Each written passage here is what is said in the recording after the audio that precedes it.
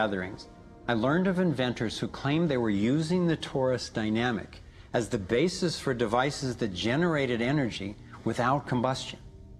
This revolutionary development, accessing what's sometimes called zero point or radiant or free energy, is now being called most simply new energy technology.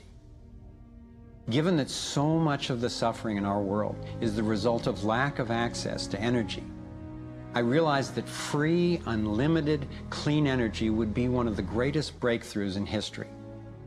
It could not just improve, but actually transform the quality of life on this planet. So I began to wonder who else knew about this pattern, or about this powerful potential energy source. Some of the scientists at this symposium showed me how the torus has been encoded by different cultures for millennia. Apparently, ancient cultures had embedded this code in the most enduring forms then possible, in stories, in icons, in alphabets, and buildings. Here we are at one of the world's oldest sacred sites, the Osirian Temple at Abydos, Egypt. Very little writing is found in the Osirian Temple.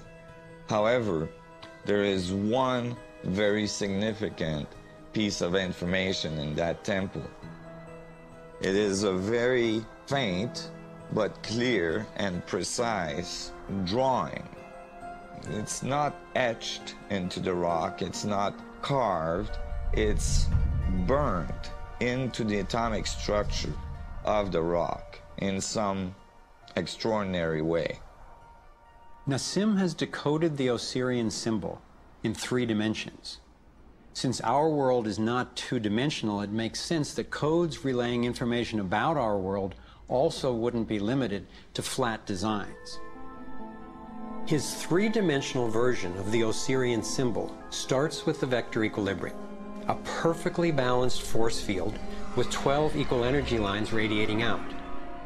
They stabilize its center like the 12 spokes of a wheel. The primary pattern of balanced energy flow around this structure is the torus.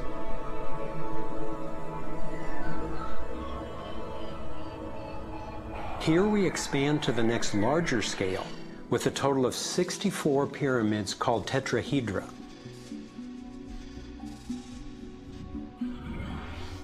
If we then put spheres in representing the toroidal energy field surrounding each of the pyramids, and then we drop away the pyramids, we end up with a matrix that is, amazingly, an exact overlay for the Osirian icon, a 3-dimensional model of the same pattern that was burned into the rock wall of the Egyptian temple thousands of years ago. Now we travel across continents, from Egypt to China, where the same geometry appears at another sacred site built in 1420.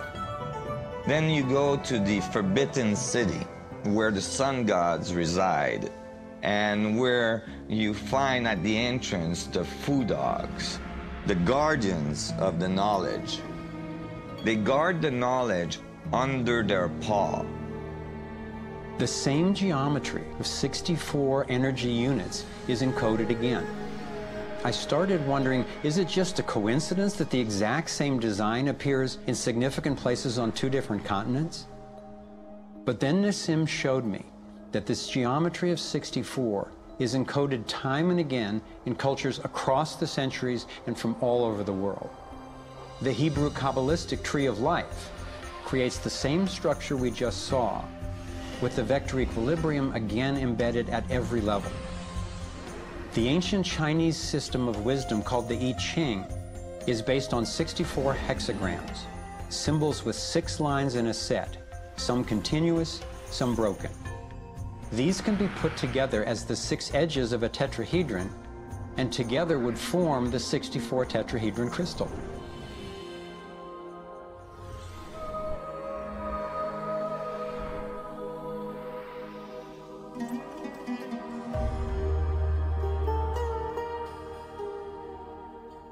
This same pattern shows up in modern scientific research. The double helix has an alphabet of 64 codons that are used to encode our human DNA. I had seen that there was advanced knowledge of the living geometry of the universe thousands of years ago.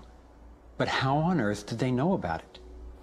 Most of the stories of ancient Egypt and Mayan and Incas talk about sun gods coming to the earth and teaching them engineering and writing and all of their science. I started to wonder if all these sun gods were not advanced civilization coming from another part of our galaxy. These texts and many ancient cultures describe them as coming in flying boats, or in the Vedic tradition, flying machines, and so on. There is many mention of these sun gods coming through time.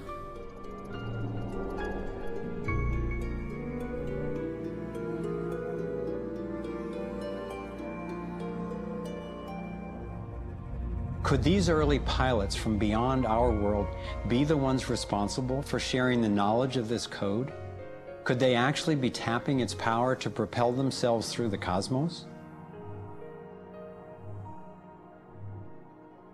This isn't where I thought my research would lead me, and these notions were rocking my world. But Nassim has impressive evidence to back up his theories, and I could see no other rational way advanced math and physics concepts would have been recorded over 3,000 years ago.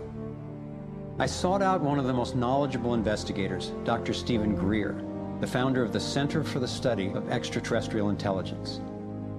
He's conducted hundreds of interviews with top-ranking government and military witnesses. And so when we talk about extraterrestrial intelligence, we're talking about civilizations that have reached the point of being sentient like we are, but whose technologies and perhaps social capabilities are such that they've been able to become interstellar or interplanetary civilizations. And when you look at the fact that the most conservative estimates are in the Milky Way galaxy that there are at least 10,000 Earth-like planets that have intelligent life on them, and that at least half of them are likely to be as advanced or more than ours.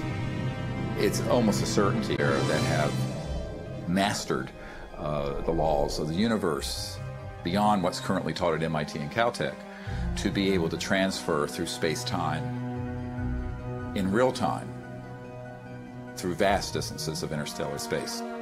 We have over 4,000 cases where these objects have landed on terra firma and left physical evidence. We have over 3,500 pilot cases. We have hundreds of cases, including ones from the highest ranking investigator at the FAA, John Callahan, and numerous other operators where these objects have been tracked on radar going tens of thousands of miles per hour or dematerializing and then reappearing in another point in the sky. Yes, there have been ET visitation, there have been crashed craft, there have been material and bodies recovered. We have contact with aliens not originating from some foreign country, but from some other solar system. And I have been a party to that. There were documents that I have seen that refer to the Roosevelt having several instances of UFO flyovers, and particularly after they took on board nuclear weapons. Now, my SEAL told me, Jordan, this, what have you got in your log? This never happened. The crew going on duty and the crew coming off duty all saw the UFO just hovering in midair. It was a metallic, circular object, and from what I understand, the missiles were all shut down. That means they went dead, and something turned those missiles off. Now, remember, all this stuff is flying at several thousand miles an hour. So this thing fires a beam of light at the warhead, hits it, and then this thing flies up like this. Meanwhile, we're all going like this, fires another beam of light, goes around like this, we're going like this, fires another beam of light, goes down like this, fires another beam of light, and then flies out the way it came in. And the warhead tumbles out of space. The feeling at the time was that it must have been extraterrestrial. They took the film and they spooled off the part that had the UFO on it, and they took a pair of scissors and cut it off. They put that on a separate reel, they put it in their briefcase, They handed Major Mansman back the rest of the film and said, here, I don't need to remind you, Major Mansman, of the severity of a security breach. We'll consider this incident closed. But who do you tell that you were involved in a UFO incident without them looking at you like you ain't wrapped too tight?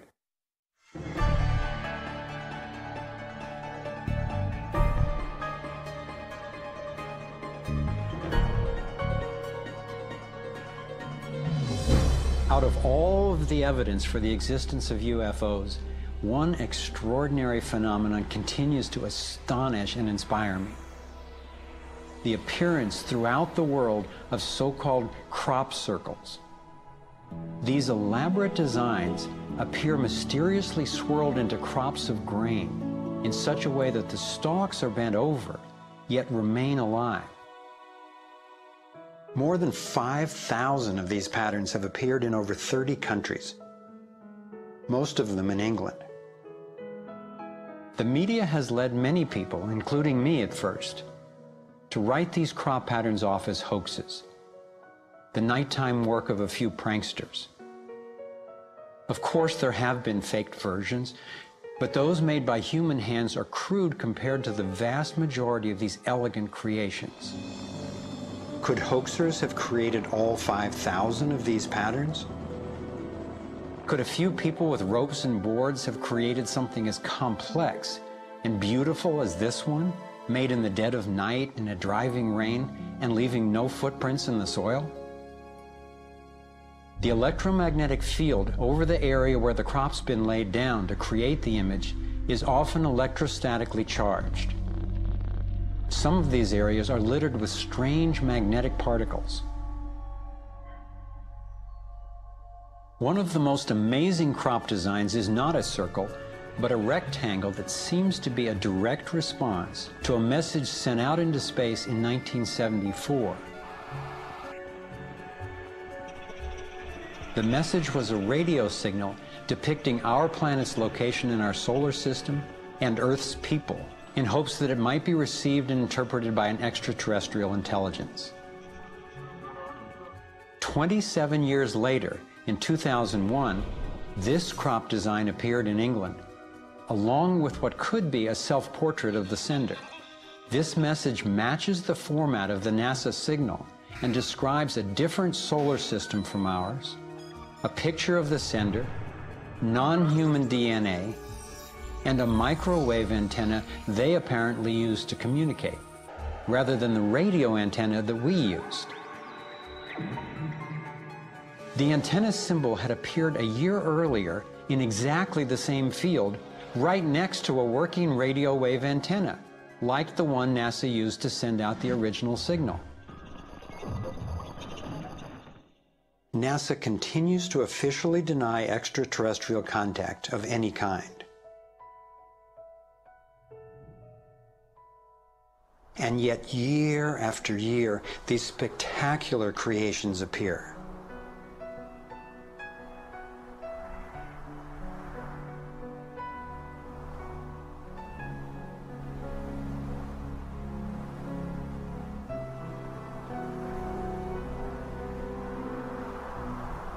So what might these remarkable designs mean? Here are some two-dimensional versions that seem to be revealing the torus in 3D.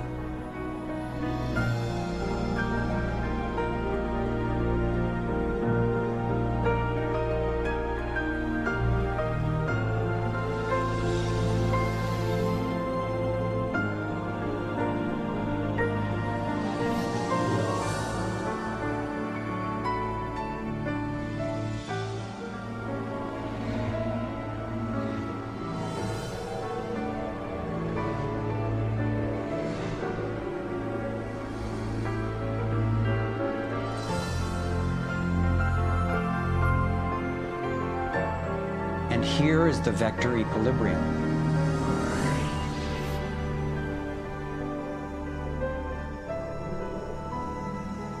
And the related pattern of 64 that we saw encoded in the arts of so many ancient cultures.